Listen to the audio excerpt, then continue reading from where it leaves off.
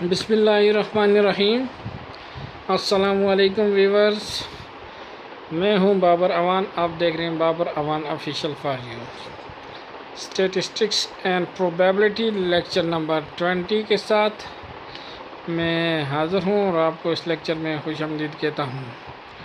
आज के लेक्चर में हम बात करने जा रहे हैं application of additional theorem, conditional probability and multiplication theorem. तो additional law, general addition theorem, इसको हम डिस्कस करते हैं। पहले भी हम इसको पिछले वीडियो में डिस्कस कर चुके कि एडिशन लॉ क्या है। एडिशन लॉ को जिस तरीके से डिफाइन हो रहा है, if A and B are any two events, ये विद रिस्पेक्ट टू प्रोबेबिलिटी हो रहा है जिसमें इवेंट्स हैं। ये with respect to sets theory नहीं हो रहा, बल्कि विद रिस्पेक्ट टू प्रोबेबिलिटी हो रहा है। तो फिर प्रोबेबिलिटी के अंदर हम इवेंट की, वो जो ए और बी हैं उनको हम इवेंट कहेंगे। और सैम्पल स्पेस जो एस है, तो प्रोबेबिलिटी जब ए यूनियन बी लिया जाए तो P A plus P B minus P A intersection B, ये हमने एक एडिशनल लॉ जो है पिछली वीडियो में भी डिस्कस किया। And if two events A and B are not mutually exclusive, then the probability that at least one of them occur is given by the sum of the separate probability of event A and B minus the probability of joint event A intersection B. अगर मैंने पिछले video में भी बताया कि अगर mutually exclusive event हैं तो वो डिसजॉइंट हैं। डिसजॉइंट हैं तो मतलब उनके अंदर इंटरसेक्शन नहीं है। इंटरसेक्शन नहीं है तो फिर एडिशनल लॉ जो है वो probability of A plus probability of B यहाँ तक होगा। जहाँ इवेंट जो हैं वो म्यूचुअली एक्सक्लूसिव नहीं होंगे, तो इसका मतलब है वो जॉइन कर रहे होंगे। म्यूचुअली एक्सक्लूसिव जो है वो डिसजॉइन होते हैं, वो जॉइन नहीं कर रहे होते। तो जब वो म्यूचुअली एक्सक्लूसिव नहीं होंगे तो वो उनमें से कोई कॉमन होगा।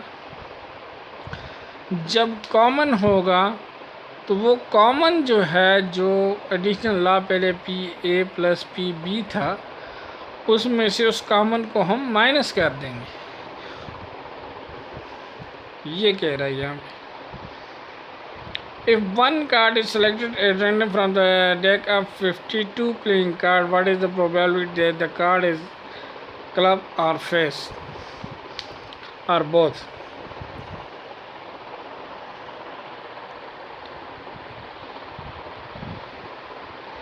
तो ये हमने कहा, तो हमें पता है कि जो हमारे पास प्रोबेबिलिटी है पी ए,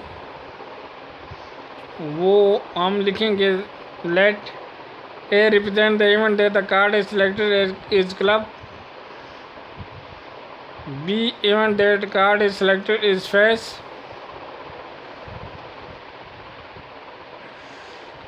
और इसके साथ ए इंटरसेक्शन बी है कि कार्ड सिलेक्टेड जो हैं वो बहुत फेस एंड क्लब हैं। तो ए की प्रोबेबिलिटी हो गई P A is equal to 13/52, 13/52। यहाँ पे विद रिप्लेसमेंट और विदाउट रिप्लेसमेंट भी अकर होती है। अब देखें, 52 में से आपके जो 13 कार्ड हैं वो क्लब है।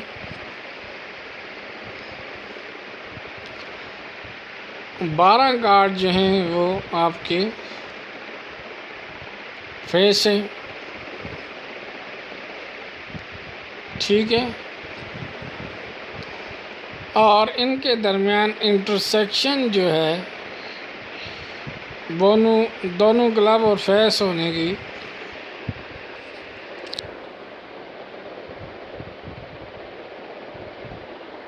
वो 3 है,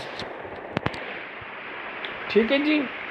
तो जब फार्मूले में हम इसको फार्मूलेट करेंगे तो ए यूनियन बी के जब प्रोबेबिलिटी लेंगे तो वो इज इक्वल होगा P A plus P B minus P A intersection B. तो जो वैल्यू हमने निकाली है वो यहाँ पे पुट हो जाएगी। अब अगर म्यूचुअली एक्सक्लूसिव एलिमेंट है तो उनमें से इंटरसेक्शन वाला जो माइनस हो रहा था पी ए इंटरसेक्शन बी, तो वो ये ऐसा कट जाएगा। ये उस सूरत में था जब म्यूचुअली एक्सक्लूसिव इवेंट नहीं थे, तो फिर हम इंटरसेक्शन को माइनस कर रहे थे। अब चूँकि वो म्यूचुअली एक्सक्लूसिव हैं तो वो डिसजॉइंट हैं, और डिसजॉइंट हैं तो फिर उनके दरमियान कॉमन कोई नहीं है। जब कॉमन कोई नहीं है तो फिर हम उनको लिखेंगे P A union B is equal to P A plus P B. ये होगी आपकी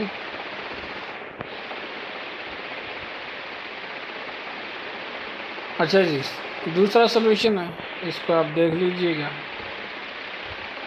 इफ A1 A2 A के म्यूचुअली एक्सक्लूसिव इवेंट, ठीक है, तो PA1 plus PA2 up to so on plus PAK। अब इसके एग्जाम्पल क्या है, इसकी मिसाल लेते हैं। इसकी मिसाल इस तरीके से लेते हैं। 3 horses A, B, C are in race. A is twice as likely to win as B. B के चांस A के चांसेस B के मुकाबले में दुगने हैं। B is twice as likely to win C. C के चांसेस जो B के चांसेस C के मुकाबले में दुगने हैं। तो what is the probability that A और B विन। और हुआ है तो यहाँ पे हमारे पास इसका जो फार्मूला है वो और वाला लगेगा। तो eventually the mention in the problem not equally likely नहीं है, बराबर चांसेस इनके नहीं है, ये इसमें बयान किया गया है, ठीक है। Let PC is equal to P and PB is equal to 2P and PA is equal to 2PB। तो यहाँ पे मकसद ये है कि अगर हम कहते हैं कि A के चांसेस B के मुकाबले में दुगने और B के चांसेस C के मुकाबले में दुगने हैं, तो हमने यहाँ पे सपोज़ किया कि हमें पता नहीं है ना C क्या है। ये पता है कि C के मुकाबले में B दुगना है और B के मुकाबले में A दुगना है। इसका मतलब है ये हुआ कि A C के मुकाबले में 4 गुना है, A C के मुकाबले में 4 गुना है। लेकिन उसका हमें पता नहीं है कि C की वैल्यू क्या होगी, तो इसलिए हमने उसको लेट किया, उसको P कंसीडर किया, और उसका जब हमने दुगना लिया तो 2P कर दिया, और जब उसका 4 गुना लिया तो हमने 4P कर दिया।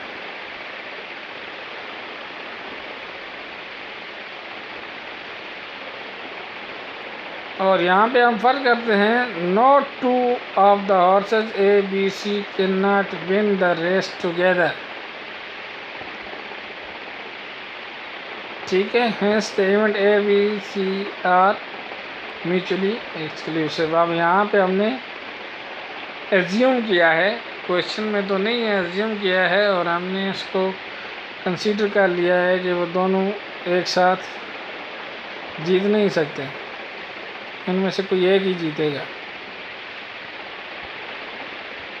अब हमारे पास जो आई है इनको हमने जमा किया, हमने p की वैल्यू निकालनी है। p + 2p + 4p = 1। अब 1 क्यों रखा है? हमने पहले भी बयान किया कि प्रोबेबिलिटी 1 होगी, 1 0 to 1। प्रोबेबिलिटी की रेंज जो है 0 to 1 है, तो हमने इसको इक्वल 1 इसलिए रखा। अब हमने p निकाला तो 1/7 आया। c के अंदर हमने 1/7 रखा जो हमें नहीं पता था। अब 1/7 का दोगुना किया तो हमारे पास आया 2/7। और फिर हमने b के मुकाबले में e फिर 2 गुना था, यानी c के 4 गुना हो गया, तो हमने उसको 4/7 लिख दिया। अब फार्मूले के अंदर हमने उसकी वैल्यू पुट की तो 6/7 आ गई। ठीक है जी। अब कंडीशनल प्रोबेबिलिटी की बात करते हैं। Conditional probability, the sample space for an experiment must often be change when some additional information pertaining to the outcome of the experiment is received.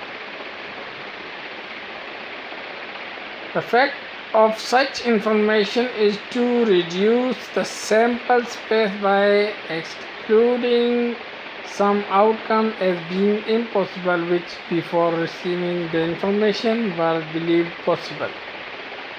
The probability associated with such a reduced sample space is called conditional probability. Conditional probability एक ऐसी probability है, ठीक है, एक ऐसी probability है जिसके अगर पहले होने के सही होने के चांसेस अगर ज़्यादा थे तो बाद में उसके चांसेस कम हो जाएंगे। ये सैंपल स्पेस को रिड्यूस करते हैं। चलें इसको देख भी लेते हैं किस तरीके से रिड्यूस होगी। अच्छा जी, कंडीशनल प्रोबेबिलिटी के अंदर हमने कहा कि जी सैंपल स्पेस रिड्यूस हो जाएगी। मिसाल के तौर पे हम एक डाई जो है उसको रोल कर रहे हैं, सैंपल स्पेस उसकी 1 से 6 तक है, और suppose we wish to know the probability outcome that the die shows 6 से event A. Suppose that before seeing the outcome we are told that the die shows the even number of dots B. Then the information that shows the even number excludes the outcome 1, 3, 5 and hereby reduce the original sample space consists of 3 outcome 2, 4, 6। ठीक है जी। तो नीचे ये दिखाया गया है reduce कैसे हो गया। हाँ, इवन नंबर जो है, तो इवन नंबर हमें पता है 2, 4, 6 है इसके अंदर, पूरी सैंपल स्पेस के अंदर, तो इवन नंबर आ गए जी।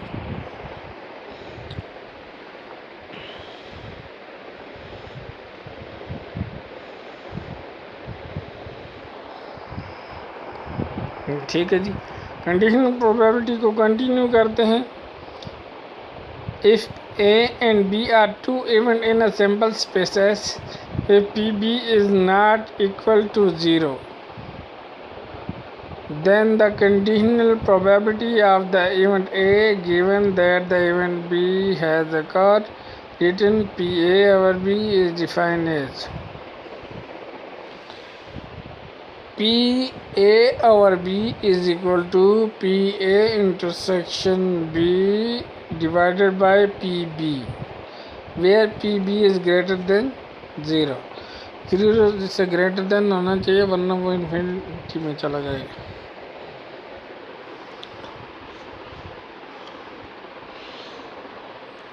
और इसी तरीके से ए के लिए B over A is equal to A intersection B का प्रोबेबिलिटी जब ली और उसको डिवाइड किया पी ए से. यहाँ बेसिक जो एग्जाम बताएंगे हैं उसमें ये है कि 0 less than P A over B less than 1 और प्रोबेबिलिटी है S over B is equal to 1 और उनका यूनियन लिया जब हमने तो P A over B plus P A over B में उनको हमने 1 2 दे दिया तो P into A 1 over B plus P into A 2 over B. ठीक है, तो यहाँ बात हुई है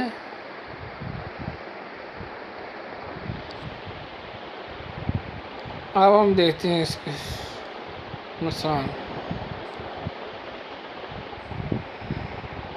ये देखें,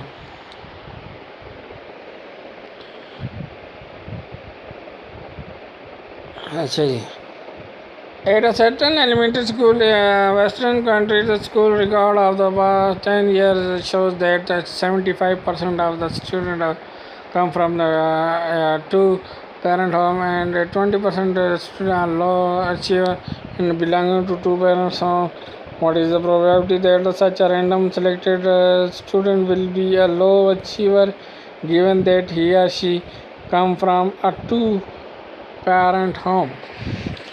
Add note the achiever A and B student from, ये हमने इसको सपोज कर दिया कि ए जो है वो स्टूडेंट वो हैं जो टू पेरेंट्स होम से आते हैं.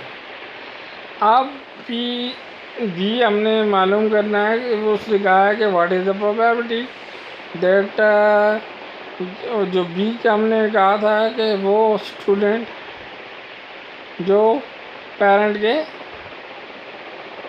टू पेरेंट होम से आते हैं वो 20% है और 75% जो आपका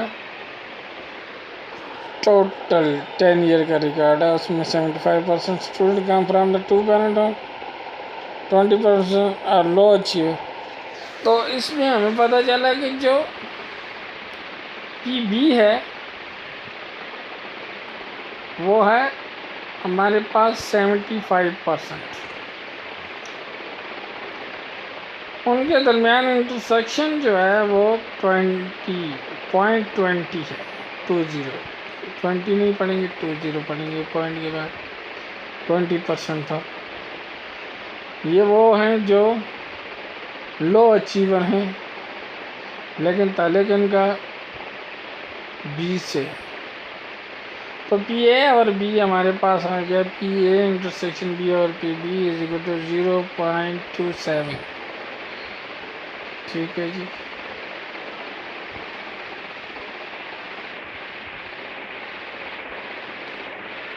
अब हम जा रहे हैं, ये डिवीजन हो रही थी यहाँ.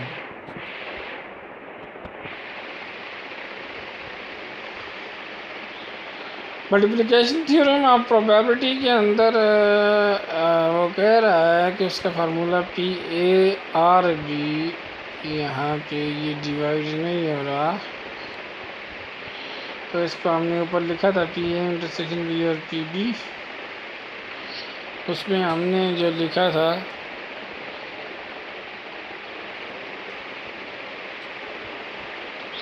अब इसमें क्या है,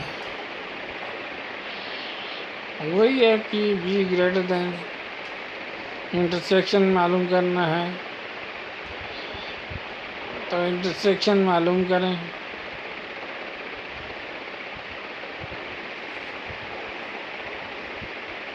सेम ऊपर जो डिस्कस किए गए वही चीज़ है। अब हम इसकी मिसाल लेते हैं। मिसाल ये दी हुई है, आइटम हैं, डिफेक्टिव हैं, गुड हैं और टोटल, और नंबर ऑफ़ आइटम्स हैं, और ये जो हमें दिए हुए हैं तो इसमें डिफेक्टिव हैं या गुड कंडीशन में ये हमने बताना है। तो ये एग्जांपल आप खुद करें और कोशिश करें इसको सॉल्व करने की। ऊपर फार्मूला दिया हुआ है, उसी फार्मूले की मदद से आपने इसको हल करना है।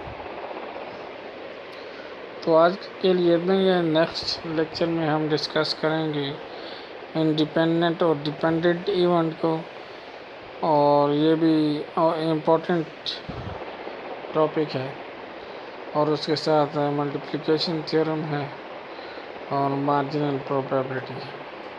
तब तक के लिए इजाज़त दीजिए, अल्लाह ने के बाद।